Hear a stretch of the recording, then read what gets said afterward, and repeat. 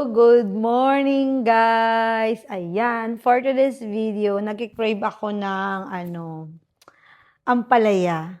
So, kahapon, bumili ako ng ampalaya. Kasi magluluto tayo today na ampalaya guys. So, let's go!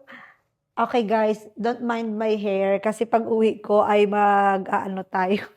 Ayusin natin yung buhok natin ngayon, sabog-sabog yung hair natin. So, ayun lang. So, guys, see you! So, I'm back. So, maghihiwa muna tayo ng kamatis. So, hinugasan ko na yung kamatis, guys, ha. Ito yung ating ilalagay. Diba?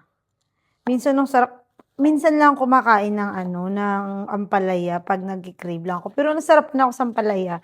Ang mas gusto ko dito sa ampalaya, guys, yung medyo mapait-pait, 'di ba? Kasi naranasan na natin ang pait ng buhay, char. Ang pangit talaga ng buhok ko, 'di ba? Huwag kayong mag-alala. Kasi pag-uwi, magre-rebond tayo ng buhok natin. Kasi may gamot pa ako natira doon, so mag-aayos tayo ng hair pag-uwi natin. Tsaka magpagupit na kung haba na ng buhok ko. Mag-short hair tayo sa kasi summer. Summer. Yan. So, yun lang guys. Maghiwa muna tayo ng kamatis. Alam nyo ba, dati, hindi ako marunong magluto. Dati kasi,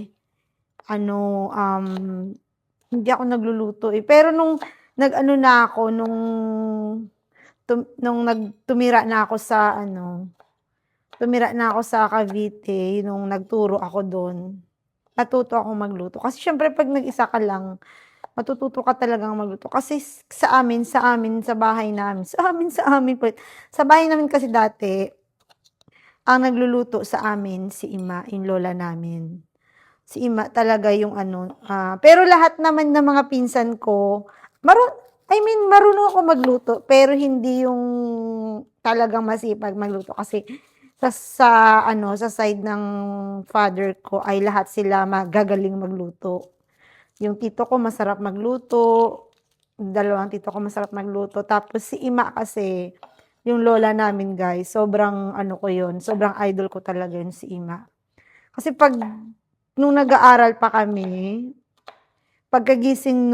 yung nag-aaral ako ng college, pagkagising namin lahat, may pagkain na kami sa lamesa. Pagising mo, kakain ka, tapos maliligo ka. Then after maligo, naka-ready na yung baon mo. Ganyan si Ima, sobrang maalaga yung lola namin, kaya mahal ko yun eh. Kasi nga talagang, tapos naalala ko pa dati, nung nung college ako ay ito na, ampalaya. Nung college ako, tapos si Ima kasi nung nag-aaral, lahat kami nag-aaral magpipinsan.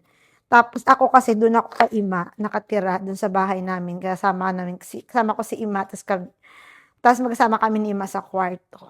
Pag may exam ako, sinasabi ko sa kanya, Ima, kulang ko kutsara. May exam ako bukas, ginaganon ko matutulog ako ng maaga, tapos gigising ako ng 4 o'clock, sabi ko ganun, gisingin mo ako tapos Ima kasi gumigising yun siya ng mga before 4, kasi yung tito ko, maaga siya pumapasok. So si Ima, siya yung nagluluto ng food ng tito ko sa aming magpipinsan. Tapos pagdating ng 4, yun, kahit maedad na yun, si Ima, kahit mga nasa 17 na siya nung nag-aaral ako. Kahit si Ima, kahit maedad na yun, malakas yun, talagang siya nag-aasikaso sa aming lahat. Kaya ang suswerte namin nun eh, nung buhay pa si Ima. Tapos akyat yan siya sa taas, gigisingin niya ako. Tapos may dala yan siyang kape, gatas. Tapos bago ako mag-aral, na magre-review, papakainin niya muna ako. Kumain ka muna, tapos mag-review. Dadalhin pa niyan sa taas, akyatin pa niyan. Kaya sobrang yung lola namin na yun eh. Sobrang talagang paalaga. Kaya sabi ko pag ako yun yung idol ko si Ima eh. Grabe talaga si Ima magmahal sa aming lahat, sa aming mga apo niya. Tapos, yun. Tapos pag afternoon, kasi minsan, Kasi 'pag halimbawa papakainin ako ni Ima, 'di nagre-review ako, ta's nakakatulugan ko kasi siyempre busog ako, eh. Ta's pag-akyat niya tulog ako, eh, akala ko ba magre-review ka, eh, tulog ka naman. Yun, gano'n talaga yun siya. Ta's after, 'di gigising ka na kasi papasok. 'Pag bago kami maligo, naka-ready na yung pagkain. Yung uupo ka na lang, kakain ka na lang, gano'n siya ka-loving grandmother talaga si lola. Gano'n talaga siya sa'min, sobrang maalaga lahat kami. Yun ang 'pag ano talaga, 'pag mga luto like ko naalala si Ima kasi napaka-ano talaga nun sa'min, sa aming magpipinsan, napaka-maalaga. Kaya wala kami nun ta's pagdating mo sa bahay from school, ready na yung pagkain namin, gano'n. Gano'n siya ka-maalaga na lola, yung talagang the best. Kaya I miss you, Ima. So guys, ayan na. Tinatanggal 'to sa ano, 'di ba? Tinatanggal 'to sa ampalaya. Anong English ng ampalaya? Anong English ng ampalaya? Yun, ito yung ayan, ganyan siya. Gusto ko dito sa ampalaya, guys, lalagyan natin 'to ng egg. Gusto ko dito sa ampalaya ay medyo ano, mapait. Hindi ko masyadong tinatanggal. 'Di ba inaano pa 'to, binababad sa asin na may tubig tapos i-aano mo para matanggal yung pait. Pero ako, ginaganyan ko rin pero hindi masyado kasi gusto ko medyo may ano nga, may pait-pait. Mahal nga ngayon ang ano, yung palaya. Yung isang piraso, 5 dirham ay yung bili ko. Mahal nun. Sige lang, sige lang. Kasi pag nagki-crave ka talaga, maganda nga, alam nyo ganyan guys. I'm so proud of myself. I'm so proud. Kasi ang cravings ko ngayon is gulay. Dati, pag nagki-craves ako, matamis. Ngayon at least gulay. Alam nyo na, nagkakaedad na tayo, kaya kailangan na natin maging careful sa ating mga kinakain. Kasi candidate na tayo for high cholesterol.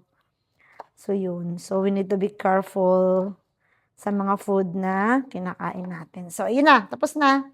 At igigisa na natin. Go! So guys, ayan na nga. Ginisa ko na, ayan na. Palutuin na lang muna natin ang ating ampalaya craving satisfied. So, ang sarap niya. Tapos lalagyan natin siya ng egg. Sarap.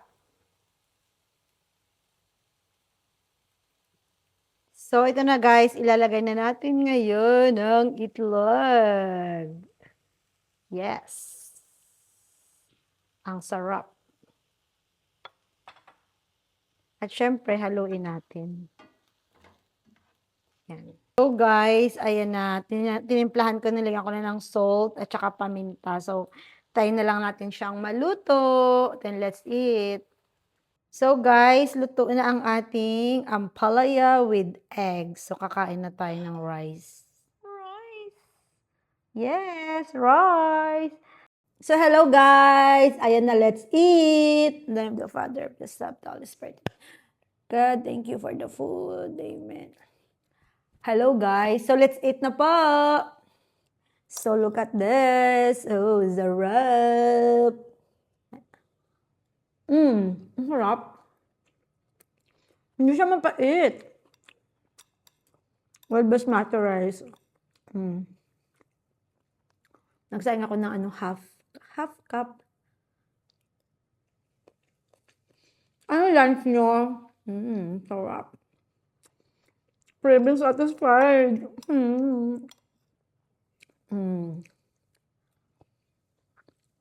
Ang sarap. May kulang. Anong kulang? Kulang ng isda na prito. Hindi na natin naisip yun kasi gutom na. Ang sarap talaga. So, that's it for today's video. Please don't forget to like and subscribe. Bye! Thank you for watching!